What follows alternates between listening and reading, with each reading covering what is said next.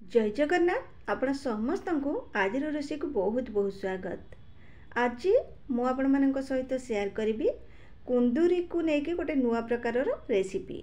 आपण मान तो बहुत प्रकार बनई थे किंतु आज मु गोटे पूरा सिंपल भजार रेसिपी शेयर करी जोटा कि आपण माने पखाल भात सहित आराम रे खाई परिबे।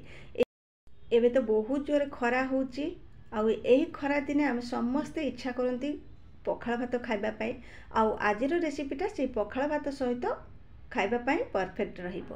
ताहले चलतु डेरी न करी आजिर रेसिपी आम आरंभ करि नबा। कुंदूरीर भजा। कुंदूरीर भजा बनैबा प्रथमे कुंदूरी को भल भाव में धुआ धुई करिके ताकू एमती पूरा पतला पतला करिके काटी रखंतु। आउ जो कुंदूरी नौचंती सेटा पूरा कळिया कुंदूरी हेतिबा आवश्यक। जदि टिके पाची जाउची ताले सेई कुंदूरी गुडा आपनकर भजा बनैले सेटा खट्टा लगी था से लगी पूरा कळिया कुंदूरी नियंतु जोटा कि बिल्कुल पाची नथिबो। एटी देखंतु सब कुंदूरी को मु भल भाव में धुआ धुई करिके ताकू एमती पतला पतला करी काटी नै जाईची। आपण माने एथिरे आलू भी देई परिबे। एबे कोन करबा ताकू साइड रे रखिबा आ कड़े को भल भाव में गरम करिके सेथिरे आमे सोरिष तेल देई दबा। तेल को एटी मु भल भाव में प्रथमे गरम करी नेली आ तापर सेथिरे देई दोची जीरा आ सोरिषर फुटण प्रस्तुत करिबा।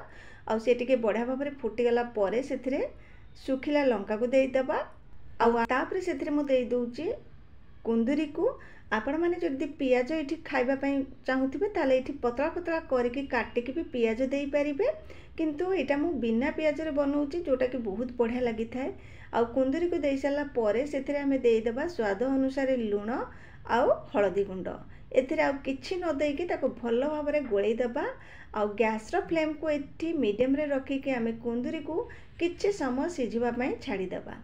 आ मझिरे मझिरे 2-3 मिनिट परे तार कवर को बाहर करके निहाती गोळेई दियंतु। नहले जदि तळ लागि जाउची ताले आपनकर कुंदूरी पूरा पिता लागिबो। एठी किछि समय परे मु तार कवर को बाहर करूची आ आपण मानकु देखौची। देखंतु कुंदूरी को आमे एठी भाजीबार पाखापाखि 5 ରୁ 6 मिनिट हे गलानी।